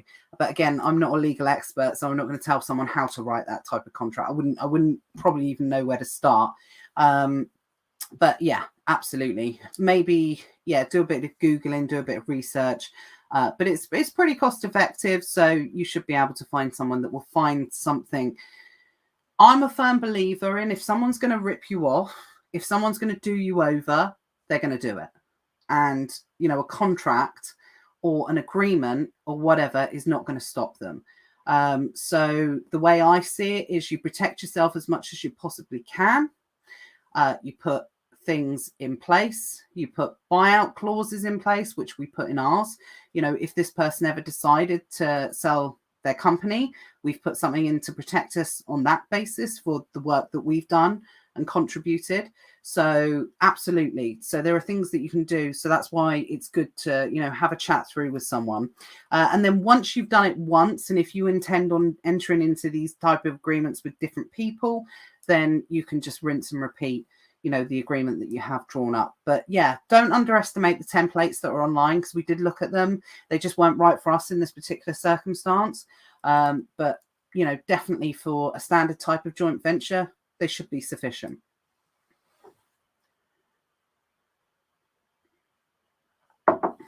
Somebody's asked, how I asked if I met the person.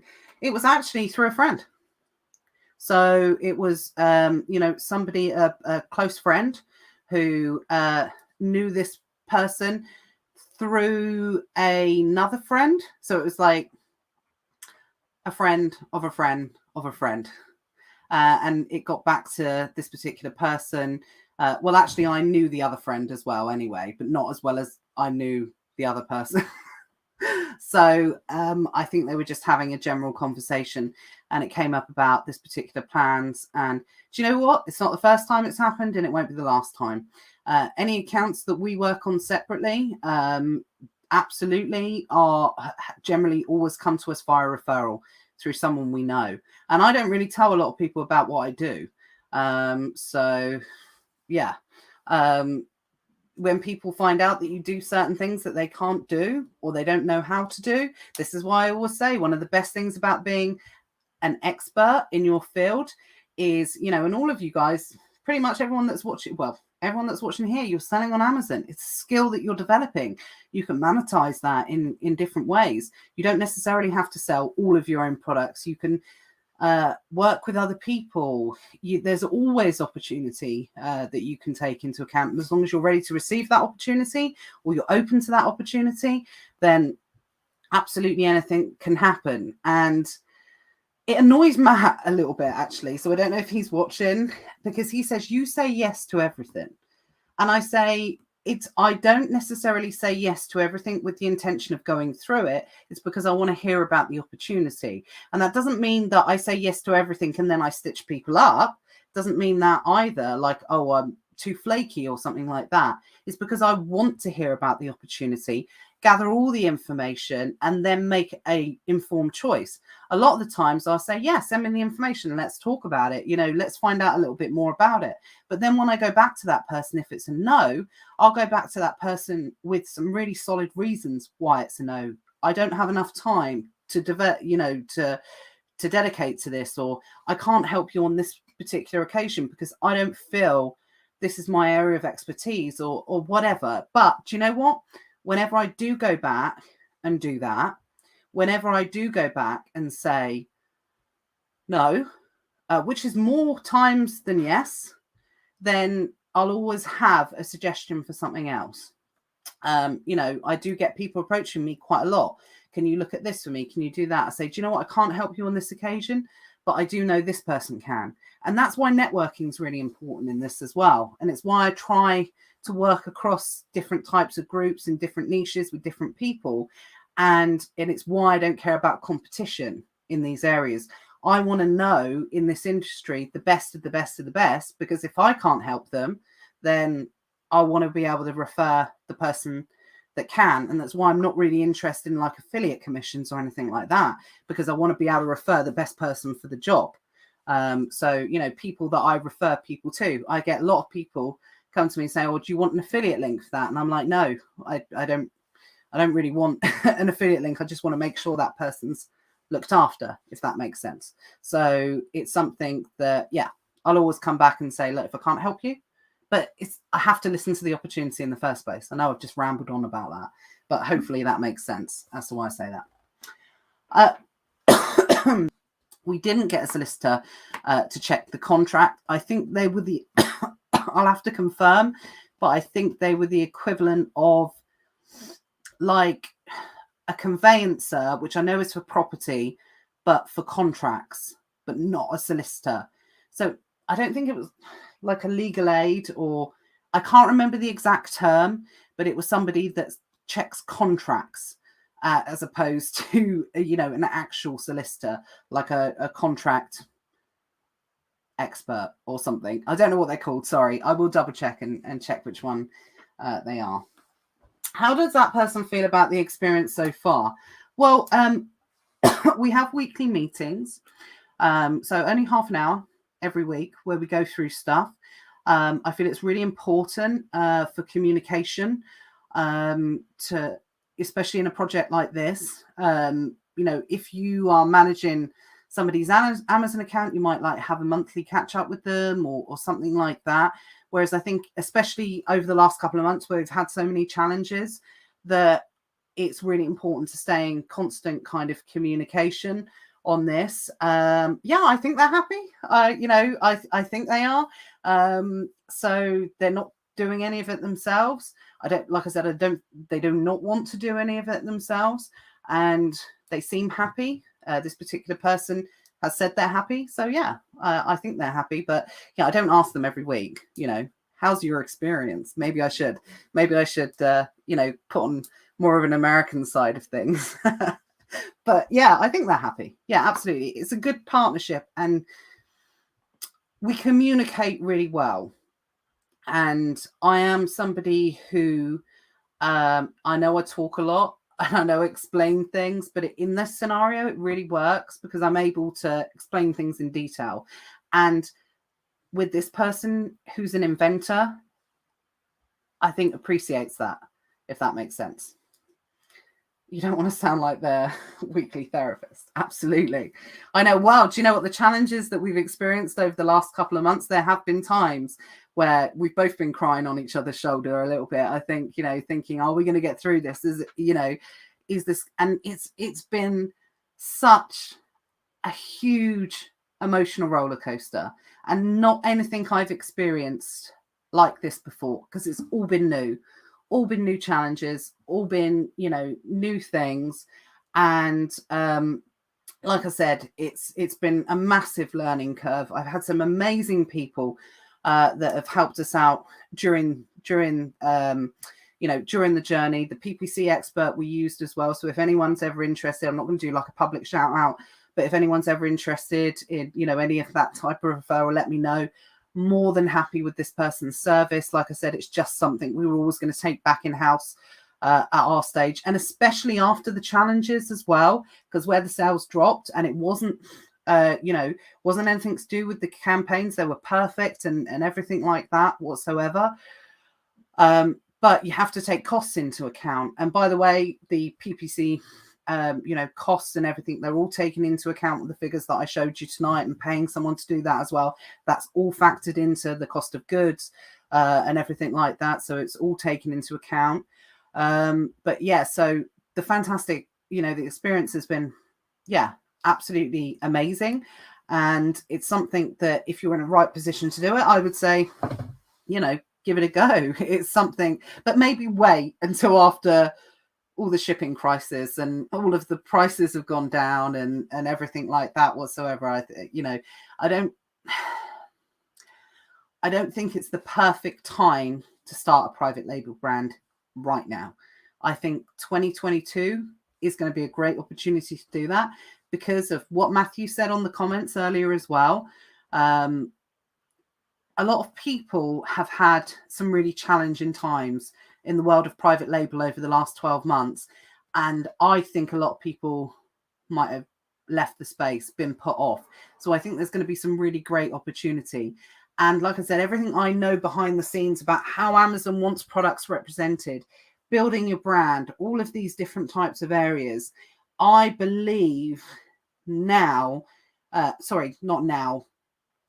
year, I think it's going to be a really good opportunity potentially for people to venture in this once prices have stabilized, once the chain of supply has got back to normal, once the world's returned to normal, if there's no more lockdowns, which, obviously when we all saw that 5 p.m. conference today, when we all saw that 5 p.m. conference today, I did think I was going to have to eat a little bit of humble pie with Sean Gilbert and Matt Webley, because I thought, oh my God, is there going to be a lockdown coming or something like that? But thankfully nothing at the moment, but they're gearing up for something. There's no doubt about it. So yes, I wouldn't start one now. And funnily enough, if the opportunity came now, as opposed to when it came before, again, it might be a slightly different answer, because obviously I would know that there was issues with shipping, with supply, all these different types of things. So yeah, absolutely. So that suggests good things for the future. I think so. It's a nice partnership. You can never predict, I think, and you can never put all your eggs in one basket, and you can never guarantee anything. I never take anything for granted. I'm really open with the people that I work with, the people that I communicate with, and things like that. So I think I've got quite good instinct as well. So I feel, don't get me wrong, everybody gets blindsided. But I do think potentially if there was going to be an issue, I'd like to think I'd be able to spot it and sort of say, but like I said, I'm a firm believer in you never force someone to do something they don't want to do. So if it ever came a point where the particular person wanted to sell their company or go separate ways, there's always a resolution. There's always something that can be worked out, and there's no need to part on bad terms. And I actually made that clear at the start as well, because that's something when entering into these type of agreements that I think it's really important to stay at the start. Look, nothing's unresolvable. Don't ever feel like you can't come to me in these type of circumstances, because we can talk through it. And I think if somebody, I like I said, if somebody's going to stitch you up, they're going to stitch you up. And I don't think there's a lot that you can do about it. That's the way I see it anyway. Right. I really didn't expect this to last until 9 o'clock. But there we go. Who am I kidding? Always someone that overtalks everything. But actually, there was a lot more detail to go into and expanding upon than I initially. It's been a busy 6 months, and a lot's happened during that time. So I wanted, like I said, to cover as much of it as possible. I will come back at a later stage and, talk about separate things like shipping, manufacture, when I get involved in that side of things. But yeah, I don't want to be, I have a certain, knowledge of the processes and how it's happening, but I'm not handling that side of it. So I don't want to be banging on about stuff that I'm not handling on. Katrin says, you are so precious. Love this lives, and I'm always reading your comments on Facebook. Oh, well, thank you very much. That's very nice of you to say. Right. So, guys, next week, it's going to be Wednesday again. I haven't told Matt Webley yet, but it's going to be Wednesday again next week, just to a series of events where I'm going to be unavailable on the Tuesday. But hey, we carry on regardless. So next week, you might remember her from maybe 6 weeks ago, something like that. Anna Logan's Riversby is going to be coming back on. She had a fantastic Never Mind the Buy books where she was talking about, VAs and working with VAs with a difference. So she's coming back on next week, and she's going to update us about everything that's been going on with her, the VAs, and the service that she offers. Like I said, it's not going to be a sales fest or anything like that whatsoever. But I always like to check back in, because obviously she was recruiting VAs with a little bit of a difference. So we're going to catch up with her next week and see how her Q4 started off. But what I will say, when is my NFT session? Never mind the buy books. No, I won't be doing an NFT session. So just to clarify, for any of you, that know about the kind of NFTs and things like that, I don't do NFTs, but I'm heavily involved with people that do NFTs. So what I mean by that is some of you may have seen Matt's name being bandied around my husband a little bit. So he has entered into the NFT world. He's always done crypto. It's something that's always massively interested in. and he's doing pretty well. He's doing okay in that particular field. So, but we've kind of made it clear it's not going to be. It's so new. It's so new. So it's not going to be something that we're going to be doing webinars about or anything like that whatsoever. I think it's a great opportunity. I think that it's very risky, in all honesty. But again, I can't talk about something I'm not doing. And I'm not doing. I have nothing to do with it whatsoever. I'm part of the group. But the only reason I'm part of the group is because I'm nosy and I want to see what's going on. And that's it. So I don't know anything about it. I don't know. I know what it is, obviously. But yeah, you won't be, not from me, because I'm not doing it. And I could never do something that I'm not doing. So yeah, it's not, you won't be seeing that from me at this stage. But yeah. Absolutely. When is this going to be uploaded somewhere? I only just joined. So it'll be in the Facebook group, but it should, I think when you stream them, it'll be live instantly in the Facebook group, but you can't speed it up or anything like that. So if you want to wait to watch the replay on YouTube, then I think it like auto uploads in the morning. So I don't think the replay, especially when it's 2 hour long, I don't think it uploads as quickly as that. So, but if you want to watch it instantly, then you should go to the media section, and I think it's under files or videos or something like that. And you should be able to rewatch this from the start almost instantly via Secret Wealth Project Facebook group. Okay, so let's call it a night. It's like I timed it perfectly, like almost expected it to finish 100% at 9 o'clock. I genuinely thought it was going to be about an hour tonight, for sure. But have a great evening, everyone. I'll see you 7 o'clock next Wednesday, but I promise that'll be the last change, certainly that I foresee for the year. And any questions, as always, post them in the Facebook group. Let us know. Quickly linking back to the start, I know there's a lot of issues with IP at the moment. Karen Hudson of Get Unsuspended and Bybot Pro wrote a great post. So please check that out if you haven't already. But as always, have a great week, and I will see you all next week. Speak soon. Thanks.